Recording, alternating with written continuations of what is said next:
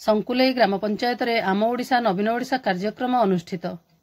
समग्र राज्य रे राज्य सरकार आम ओडिशा नवीन ओडिशा कार्यक्रम सरकारी बेसरकारी स्तर में चालू रही बेले आज बौद्ध जिला हरभंगा ब्लॉक संकुलेई पंचायत रे आम ओडिशा नवीन ओडिशा कार्यक्रम अनुष्ठित हो जाइछि।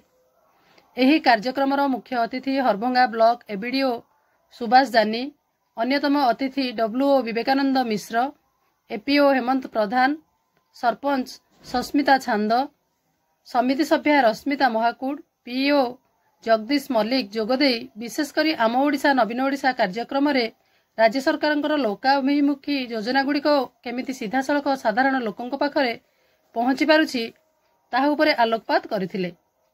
स्वयं सहायक गोष्ठीर माँ मानकु बिना सुधरे लोन, बीएसकेवाई कार्ड रे लोक उपकृत हेबा, वृद्ध वृद्धा मानकर भत्ता वृद्धि सांगकु 5T माध्यम रे समस्त विद्यालय को रूपांतरीकरण अंतर्भुक्त आदि उपरे आलोचना करा जायथिला।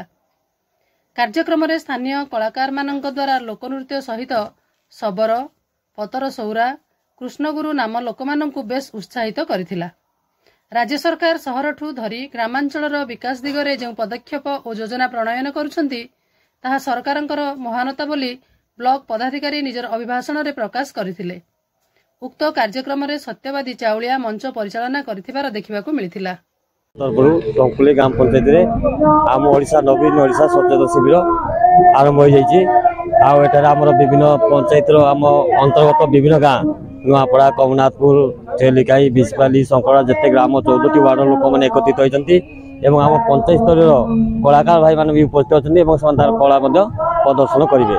तो सहित आम ब्लॉक प्रशासन तरफ आम वीडियो मैडम समस्ते आज अल्प समय भितर पहुँचे। घर आज आम संकुलेई ग्राम पंचायत रे जो सचेतना शिविर कार्यक्रम आरंभ होउची सरकार गोटे प्रहसन, कारण जनसाधारण मुंड गुंजिया बास खंडिया ना पेट प्रतिपोषण करने राशन कार्ड जदि भी थिला से चाउल मुंडिया सठिक भाव में पाई पारुना। जनसाधारण को धुआ बुलावा सरकार गोटे प्रयास, कारण ये जो ब्लॉक प्रशासन आसी जिला प्रशासन हो कि पंचायत प्रशासन हो आज तल लेवल उच्च लेवल राज्य पर्यंत जहाँ भी जनसाधारण को भुआ बुलावा व्यतीत अलग प्रकार किसी सरकार प्रयास ना। जनहितकर कार्य टोटाल सरकार करूना, जन मानकर उद्देश्य मूलक कार्य सरकार टोटाल करूना। बौद्धरू बद्रीनाथ सामल सहित हरभंगारू चित्तरंजन सिंह रिपोर्ट, मो जिला खबर।